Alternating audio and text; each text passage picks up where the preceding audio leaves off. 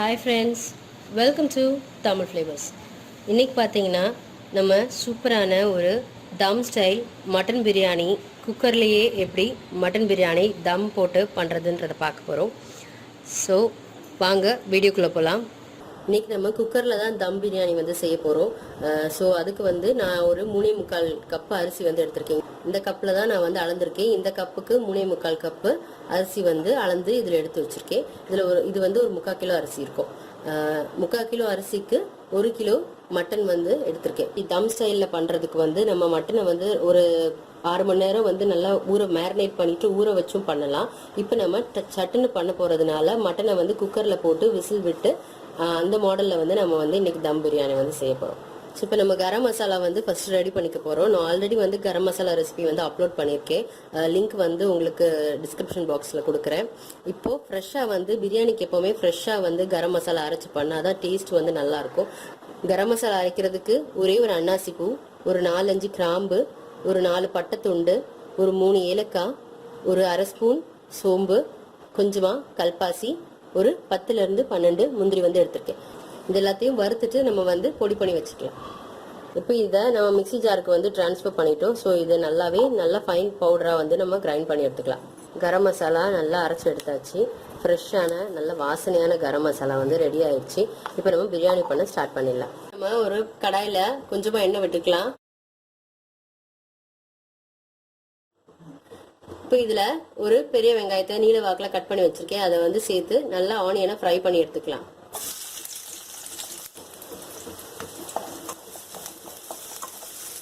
இந்த ஆனியனை வந்து நல்லா கோல்டன் கலர் ஆகிற வரைக்கும் நம்ம வந்து ஃப்ரை பண்ணி எடுத்துக்கலாம். இப்போ பார்த்தீங்கன்னா லைட்டாக வந்து ப்ரௌன் கலர் ஆயிடுச்சு. நல்லா கிறிஸ்பியாக நல்லா கோல்டன் ப்ரௌன் கலர் ஆகணும். நம்மளோட வெங்காயம் வந்து நல்லா கிறிஸ்பியாக இருக்கணும். ஸோ அது வரைக்கும் நம்ம வந்து இதை ஃப்ரை பண்ணி எடுத்துக்கலாம். பார்த்தீங்கன்னா நம்மளோட ஆனியன்ஸ் நல்லா ஃப்ரை ஆயிடுச்சு. கோல்டன் ப்ரௌன் கலர் ஆகிற வரைக்கும் நீங்கள் ஃப்ரை பண்ணிக்கோங்க. ரொம்ப கறியை விட்டுறாதீங்க, டேஸ்ட் இருக்காது. ஸோ இப்போ நம்ம இதை வந்து ஒரு பிளேட்டுக்கு ட்ரான்ஸ்ஃபர் பண்ணிடலாம். நம்ம இந்த ஆனியன்ஸ் எல்லாம் நல்லா கோல்டன் கலரில் ஃப்ரை பண்ணி எடுத்தாச்சு. நம்ம தம் பிரியாணி பண்ண ஸ்டார்ட் பண்ணிடலாம். அந்த பாட்டம் வந்து ஃபில் ஆகுற வரைக்கும் ஆயில் வந்து விட்டுக்கோங்க. ஒரு 1/4 கப் எண்ணெய் வந்து ஊற்றிக்கலாம். பிரியாணிக்கு எப்போவுமே கொஞ்சம் ஆயில் அதிகமாக இருந்தால் கொஞ்சம் நல்லாயிருக்கும். ஸோ இந்த அளவுக்கு ஆயில் வந்து விட்டுக்கோங்க. நீங்கள் கீ வேணுன்னா நீங்கள் கீ கூட ஊற்றிக்கலாம். கீ ஃப்ளேவர் பிடிக்கும் அப்படின்னா நீங்கள் வந்து கீ ஊற்றிக்கலாம். இதில் ஒரு 3 ஏலக்காய் சேர்த்துக்கலாம். ஒரு 3 கிராம்பு வந்து சேர்த்துக்கலாம். ஒரு 2-3 துண்டு பட்டை வந்து சேர்த்துக்கலாம். ஒரு அன்னாசி பூ வந்து சேர்த்துக்கலாம். கொஞ்சமாக கல்பாசி வந்து சேர்த்துக்கலாம். ஒரு 3 பிரியாணி இலை வந்து சேர்த்துக்கலாம். இந்த பிரியாணி இலையை சின்ன சின்னதாக பிச்சு போட்டுக்கலாம். இப்போ இதெல்லாம் இந்த எண்ணெயில் லைட்டாக வறுபட்டதும் இதில் வந்து 3 பெரிய வெங்காயத்தை வந்து நம்ம ஆட் பண்ணிக்கலாம்.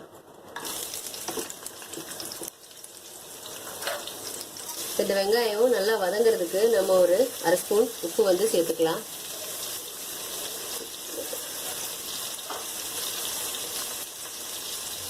வதங்கிட்டு இருக்க டைமில் மீன்வாயிலில் ஒரு பாத்திரத்தில் தண்ணி வந்து வச்சுருக்கேன். இந்த தண்ணி வந்து நல்லா கொதிக்கட்டும்.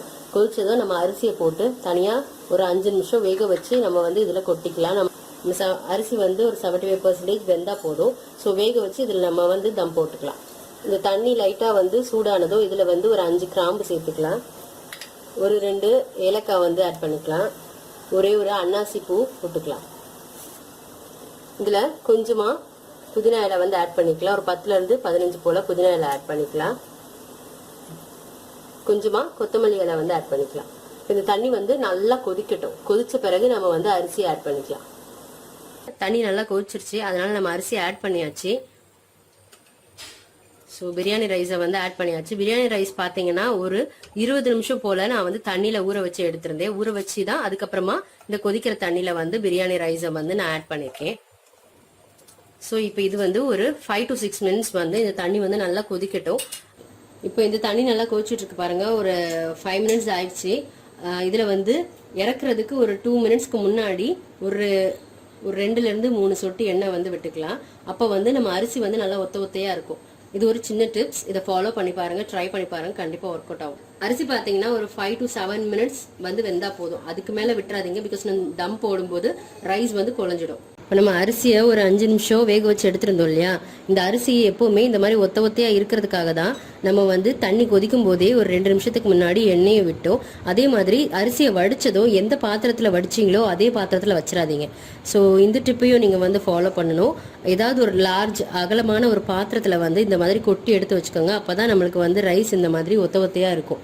நம்ம தம் போடும்போதும் இதே மாதிரி ஒத்த ஒத்தையாக வரும். அப்படி இல்லைன்னா நம்மளுக்கு அந்த சூட்லேயே அரிசி வந்து வெந்துடும். ஸோ இந்த டிப்பை வந்து ஃபாலோ பண்ணுங்கள். அப்போ தான் நம்மளுக்கு ரைஸ் வந்து இந்த மாதிரி நல்லா பொலன்னு உதிரி உதிரியாக இருக்கும். வெங்காயம் வந்து நல்லா சாஃப்ட் ஆகி நல்லா light golden colour brown colour வந்துருச்சு. ஸோ இந்த ஸ்டேஜில் வந்து நம்ம ஒரு 5 பச்சை மிளகாவை வந்து இந்த மாதிரி கீரி எடுத்து வச்சுருக்கேன். இதை வந்து ஆட் பண்ணிக்கலாம்.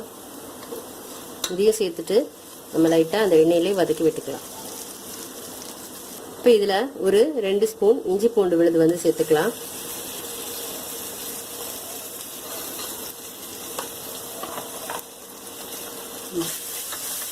இதையும் சேர்த்துட்டு நல்லா நம்ம அந்த எண்ணெயிலே வதக்கிக்கலாம். இஞ்சி பூண்டு பேஸ்ட் வந்து அந்த பச்சை வாசனை போகிற வரைக்கும் நம்ம வந்து வதக்கி விட்டுக்கலாம். இப்போ பார்த்தீங்கன்னா நம்ம இஞ்சி பூண்டு பேஸ்ட்டை வந்து நல்லா எண்ணெயில் வதக்கியாச்சு. இதில் வந்து நம்ம இப்போ இதில் ஒரு கையளவு புதினா வந்து நம்ம ஆட் பண்ணிக்கலாம். ஒரு அரை கை அளவுக்கு இந்த அளவுக்கு. புதினா வந்து ஒரு கையளவு ஃபுல்லாக எடுத்திங்கன்னா ஒரு பாதி கை அளவுக்கு நீங்கள் வந்து கொத்தமல்லி இலைகளை வந்து ஆட் பண்ணிக்கலாம். இந்த புதினாவையும் கொத்தமல்லியையும் அந்த எண்ணெயில் நல்லா வதக்கி விட்டுக்கோங்க. இப்போ இதில் ஒரு 2 பெரிய சைஸ் தக்காளியை வந்து கட் பண்ணி வச்சுருக்கேன். அதையும் ஆட் பண்ணிக்கலாம். தக்காளி வந்து மீடியம் சைஸாக இருந்தால் 3 கூட எடுத்துக்கலாம். இதையும் ஆட் பண்ணி நம்ம நல்லா வதக்கி விட்டுக்கலாம். இந்த தக்காளி நல்லா சாஃப்டாக வெந்து குழையட்டும். இப்போ இந்த குக்கர் மூடியை இந்த மாதிரி திருப்பி மூடிக்கோங்க. ஸோ தக்காளி வந்து நம்மளுக்கு சட்டுன்னு வெந்துடும். இப்போ நம்ம தக்காளி வந்து நல்லா வெந்து குழஞ்சிருச்சு. தக்காளி வந்து குக்கரில் நீங்கள் மூடி போட்டு மூடி வைக்கணும்னு ஒரு சின்ன டிப்ஸ் சொன்னேன் இல்லையா. ஸோ அப்போ அந்த டைம் வந்து சிம்மில் வச்சு வேக வைங்க. கூட்டி வச்சிட்டிங்கன்னா கண்டிப்பாக கரைஞ்சிரும். ஸோ இப்போ தக்காளி நல்லா நம்மளுக்கு வெந்து குழஞ்சிருச்சு. ஸோ இந்த டைமில் நம்ம மசாலா பொருட்கள் எல்லாமே சேர்த்துடலாம். ஒரு அரை ஸ்பூன் மஞ்சத்தூள் வந்து ஆட் பண்ணிக்கலாம். ஒரு 1.5 ஸ்பூன் மிளகாத்தூள் வந்து ஆட் பண்ணிக்கலாம்.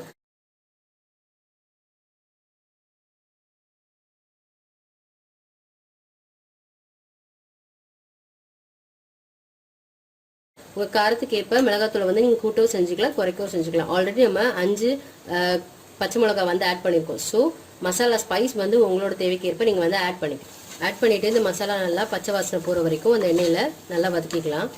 மசாலா வந்து பச்சை வாசனை போயிடுச்சு. ஸோ நம்ம வந்து மட்டனை ஆட் பண்ணிக்கலாம். இப்போ நம்ம எடுத்து வச்சிருக்க 1 கிலோ மட்டனை வந்து இதில் ஆட் பண்ணிக்கலாம்.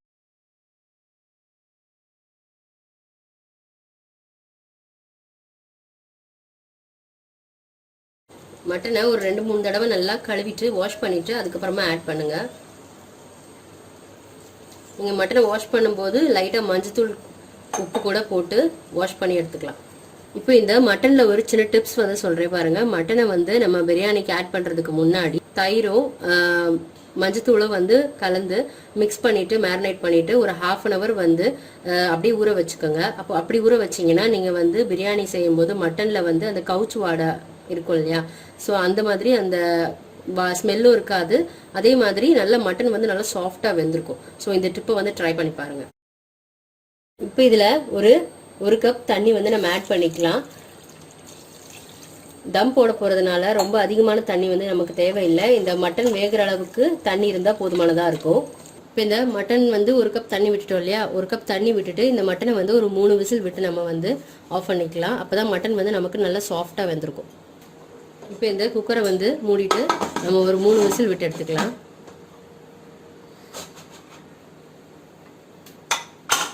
இப்போ இது ஒரு 3 விசில் விட்டதும் நம்ம வந்து ஓப்பன் பண்ணி பார்க்கலாம். பார்த்தீங்கன்னா நம்ம மட்டன் நல்லா வெந்துருச்சு. ஸோ 3 விசில் விட்டுருந்தோம், ரொம்ப சூப்பராக வெந்திருக்கு. ஸோ இப்போ நம்ம மட்டன் வந்து 3 விசிலில் நல்லா வெந்துருச்சு. ஸோ இப்போ பாருங்கள்,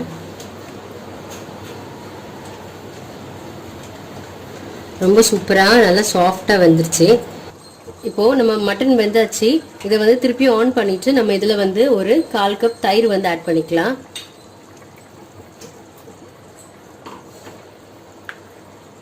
கால் கப் தயிர் ஆட் பண்ணிவிட்டு இதையும் நல்லா மிக்ஸ் பண்ணி விட்டுக்கலாம்.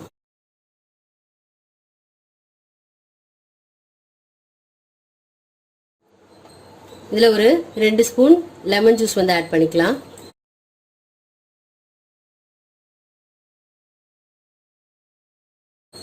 நம்ம அரைச்சி வச்சுருந்தோம் இல்லையா கரம் மசாலா, ஃப்ரெஷ்ஷாக அரைச்ச வீட்லேயே ரெடி பண்ண கரம் மசாலா வந்து நம்ம இதில் ஆட் பண்ணிக்கலாம். இது வந்து ஒரு 3 ஸ்பூன் கரம் மசாலா வந்து இருக்கும். இப்போ இந்த டைமில் வந்து உப்பு கரெக்டாக இருக்கான்னு செக் பண்ணிக்கோங்க. உப்பு கரெக்டாக இருக்கான்னு செக் பண்ணிவிட்டு தேவையான அளவு சால்ட் வந்து ஆட் பண்ணிக்கோங்க. அரிசியை வேக வைக்கும் போது எப்போவுமே உப்பு சேர்த்து வந்து வேக வைக்கணும். நான் உப்பு ஆட் பண்ணியிருந்தேன், அதை வந்து காட்டலை. ஸோ அரிசியில் கொஞ்சம் உப்பு இருக்கிறதுனால நம்ம வந்து இந்த மசாலாவில் வந்து தேவையான அளவு உப்பு வந்து ஆட் பண்ணிக்கலாம். இப்போ இதுக்கு தேவையான அளவு உப்பு வந்து நம்ம ஆட் பண்ணிக்கலாம்.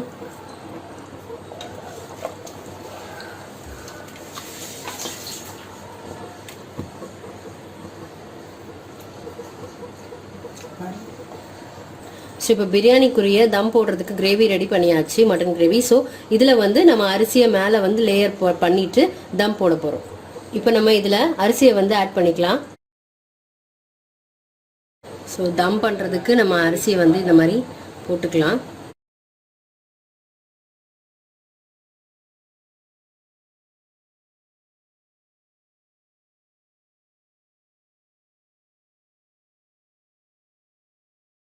இப்போ நம்ம வேக வச்சிருந்த அரிசியை வந்து போட்டாச்சு.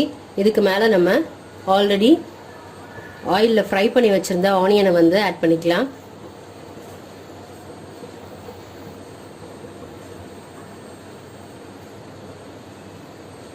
இந்த ஃப்ரை பண்ண ஆனியன் வந்து நல்லா டேஸ்ட் கொடுக்கும் பிரியாணிக்கு. இப்போ இதில் கொஞ்சமாக நறுக்கி வச்ச கொத்தமல்லி புதினா இலைகளை மேலே தூவி விட்டுக்கலாம்.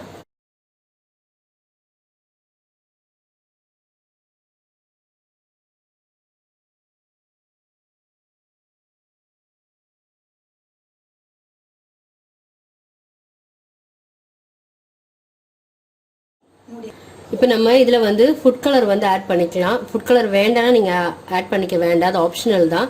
ஸோ குங்குமப்பூ இருந்தால் கூட நீங்கள் வந்து தண்ணியில் கரைச்சிட்டு ஹாட் வாட்டரில் போட்டுட்டு ஒரு 2 நிமிஷம் கழித்து அதை வந்து இதில் ஆட் பண்ணிக்கலாம். ஸோ இப்போ இந்த ஃபுட் கலர் நம்ம வந்து ஆட் பண்ணிக்கலாம். ஒரு கலருக்காக, நல்ல ஒரு கலர் கொடுக்கும் பிரியாணி நம்ம வந்து சர்வ் பண்ணும்போது. ஸோ அதுக்காக தான் நம்ம வந்து ஃபுட் கலர் ஆட் பண்ணுறோம்.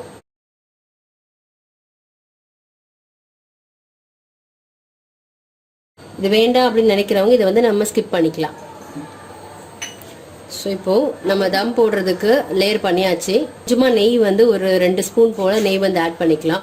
ஆல்ரெடி மட்டன் வந்து கொஞ்சம் கொழுப்பு இல்லையா, ஸோ அதனால் நாங்கள் வந்து நெய் ஆட் பண்ணல. நீங்கள் தேவைப்பட்டால் நெய் ஆட் பண்ணிக்கலாம். இதில் வந்து ஒரு 1/4 கப் அளவு தண்ணி வந்து சைடில் நம்ம ஊற்றிக்கலாம். அப்போ வந்து உங்களுக்கு அடி பிடிக்காமல் இருக்கும். அதுக்காக தான் நம்ம வந்து ஒரு 1/4 கப் அளவு தண்ணி வந்து அந்த ஓரங்களில் நம்ம ஊற்றிக்கலாம்.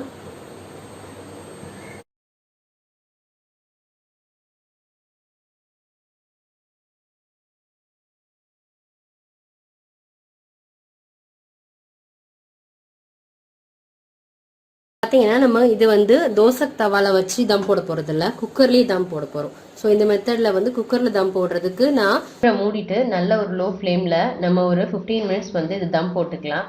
தம் போட்டதோ நம்ம வந்து பார்க்கலாம். ஸோ இப்போ ஒரு 15 மினிட்ஸ் நம்ம வந்து தம் போட்டாச்சு. இப்போ இதை நம்ம ஓப்பன் பண்ணி பார்த்துடலாம்.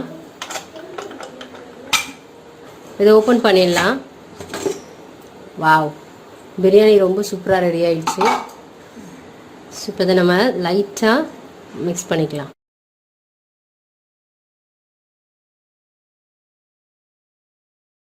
ஸோ ரொம்ப சூப்பராக ஒரு குக்கர்லேயே தம் போட்டு நம்ம வந்து பிரியாணி ரெடி பண்ணியாச்சு. ஸோ எப்போவுமே பிரியாணி ரைஸ் வந்து மிக்ஸ் பண்ணும்போது கொஞ்சம் கவனமாக, ரொம்ப ஜென்டிலாக மிக்ஸ் பண்ணுங்கள். ரொம்ப ஃபாஸ்ட்டாக நம்ம மிக்ஸ் பண்ணிட்டோன்னா பிரியாணி ரைஸ் வந்து உடஞ்சிடும். கீழே இருக்க அந்த மசாலா கிரேவி எல்லாமே மேலே வர லெவலுக்கு நம்ம வந்து பிரியாணியை வந்து மிக்ஸ் பண்ணிக்கலாம்.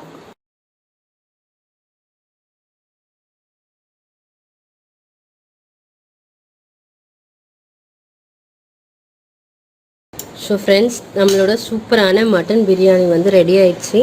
நீங்களும் உங்கள் வீட்டில் ட்ரை பண்ணி பாருங்கள். ட்ரை பண்ணி பார்த்துட்டு உங்களோட கமெண்ட்ஸை என் கூட ஷேர் பண்ணுங்கள்.